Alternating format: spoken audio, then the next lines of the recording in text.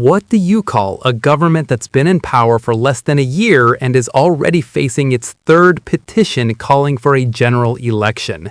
A complete disaster. A new petition demanding that Parliament be dissolved and a national vote be called has just hit a major milestone. Over 160,000 signatures and counting. That means Parliament will have to consider it for debate. And this comes on top of a previous petition that collected over 1 million signatures and is set to be debated on Monday, January 12th. More than 1 million people signing a petition to get rid of a government that won a landslide just 6 months ago. That's not normal political dissatisfaction. That's a complete rejection of Labour's mandate. The petition organizers say Labour misled voters, introduced measures that weren't in their manifesto, and failed on core promises like stopping the small boats. Pensioners and farmers have been hammered by policies nobody voted for.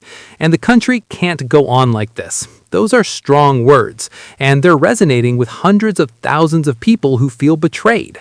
Welcome back to UK Political Insight, where we document the spectacular collapse of Keir Starmer's premiership. Let's break down this petition, what it means, and why Labour is heading for electoral disaster. So here are the facts. A petition calling for an early general election has more than doubled in support since Saturday, January 3rd, when it had over 70,000 signatures.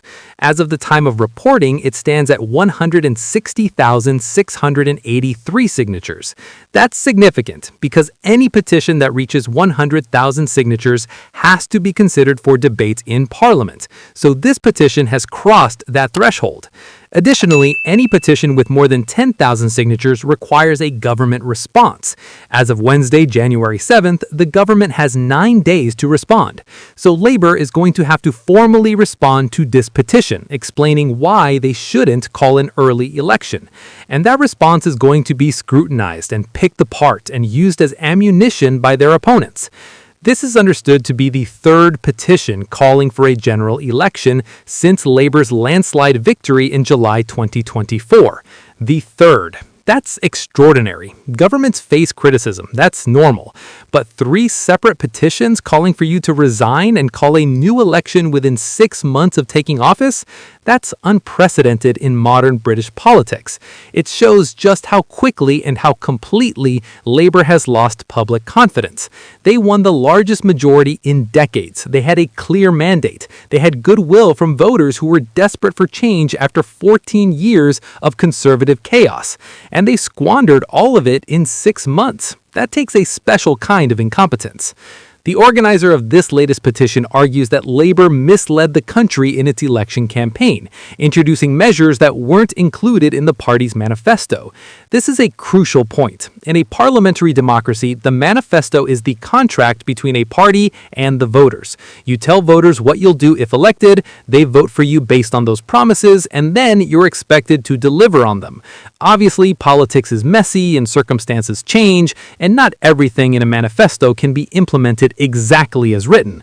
But there's a basic expectation of honesty. If you promise not to do something, you shouldn't then do it. If you promise to do something, you should try to deliver it. Labour has broken that contract repeatedly. They promised not to raise taxes on working people and then hiked employers' national insurance, which directly affects working people.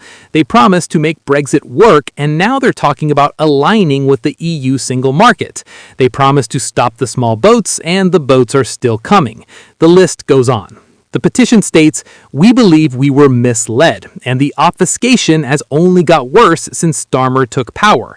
It is time for action." Obfuscation. That's a fancy word for deliberately making things unclear, for being evasive, for hiding the truth behind complicated language. And that's exactly what Starmer and his government do. When asked direct questions, they give indirect answers. When challenged on broken promises, they claim circumstances changed, or they use different definitions of words to argue they haven't actually broken promises. When confronted with policy failures, they blame the previous government, or claim things would be worse without their intervention. It's dishonest, and people are sick of it. The petition continues, "We believe the government has failed to defend our borders from the small boats. We have no confidence in the way this government has acted." The small boats issue is massive. It was one of the defining issues of the 2024 election. Labour promised they'd stop the boats by smashing the criminal gangs and working with European partners. Voters gave them a chance, and what's happened? The boats are still coming. In 2025, over 41,000 people crossed the channel in small boats. That's the second highest year on record. So Labour's approach isn't working, and instead of admitting failure and changing course, they keep insisting their plan is working and just needs more time. People don't believe them. They can see the boats are still coming. They can see the hotels are still full of asylum seekers. They can see the government has no control over who enters the country, and they've lost confidence. The petition claims pensioners and farmers have been directly affected by policies which were not included in Labour's manifesto. This is referring to two specific policy decisions that have caused massive backlash. First, the winter fuel payment cut. Labour removed winter fuel payments from millions of pensioners who aren't on means-tested benefits. This wasn't in the manifesto. Nobody voted for it. And it affects some of the most vulnerable people in society, elderly people on fixed incomes who now have to choose between heating and eating. The backlash was immediate and intense. Even some Labour MPs rebelled against it, but the government pushed it through anyway. Second, the inheritance tax on farms. Labour changed the rules so that agricultural property above a certain threshold would be subject to inheritance tax. Previously, farms were generally exempt, so they could be passed down through generations without being broken up. This new policy threatens the viability of family farms. Farmers protested en masse. The backlash was enormous. Labour eventually made some minor adjustments but didn't reverse the policy. Neither of these policies was in the manifesto. Neither was voted on by the public. Both have caused significant harm to specific groups, and both have destroyed trust in the government. The petition concludes, "Our country cannot go on like this. Dissolve parliament and call in general election now." That's a cry of despair. People feel the country is heading in the wrong direction and they want the chance to change course.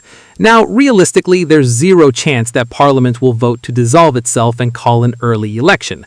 Governments don't do that unless they think they'll win, and Labour knows they'd get destroyed if there was an election now. The polls are terrible. Reform UK is leading in many surveys. Labour would lose their majority. So they'll ignore these petitions, they'll put out some boilerplate response about needing time to fix the problems they inherited, and they'll carry on. But the fact that these petitions exist and are getting hundreds of thousands or even millions of signatures is politically significant. It shows the depth of public anger.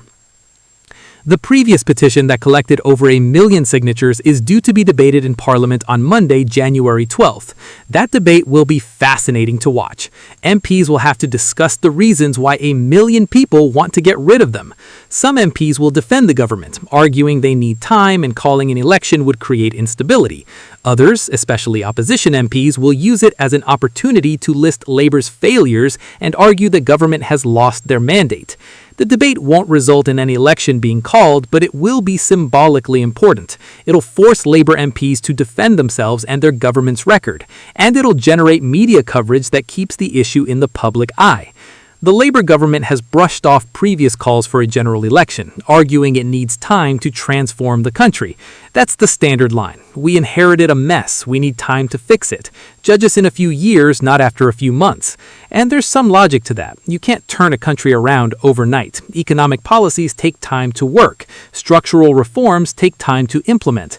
But the problem is that Labour isn't just asking for patience while they implement good policies that haven't yet borne fruit. They're implementing policies that are actively making things worse. Higher taxes, more regulation, broken promises on immigration, attempted backsliding on Brexit. These aren't seeds being planted that will grow into future prosperity. These are policies that are harming people right now. And asking those people to be patient and wait for things to get better when you're actively making their lives worse is insulting. But disgruntled voters in England, Wales, and Scotland will have a chance to signal their dissatisfaction with the government at local elections in May. This is the next real electoral test. Local elections for councils in England and devolved parliaments in Scotland and Wales. And Labour is expected to get a drubbing. a drubbing, not just lose some seats, get absolutely hammered, because voters who don't have the option of calling a general election will use local elections to send a message. They'll vote against Labour candidates, even if they don't particularly care about local issues. It's a protest vote. It's a way of saying we're angry and we want you to know it. And if Labour loses badly, which seems likely, it'll intensify the pressure on Starmer.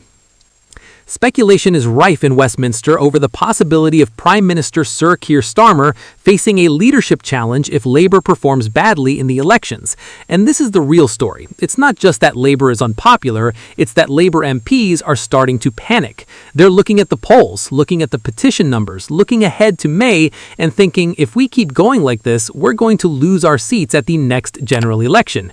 Self-preservation is a powerful motivator in politics, and if Labour MPs decide that Starmer is an electoral liability, they'll move to replace him. It may not happen immediately after the May elections, but if the results are bad enough, the whispers will become conversations, and the conversations will become plots, and before you know it, there's a leadership challenge. We've seen this movie before. The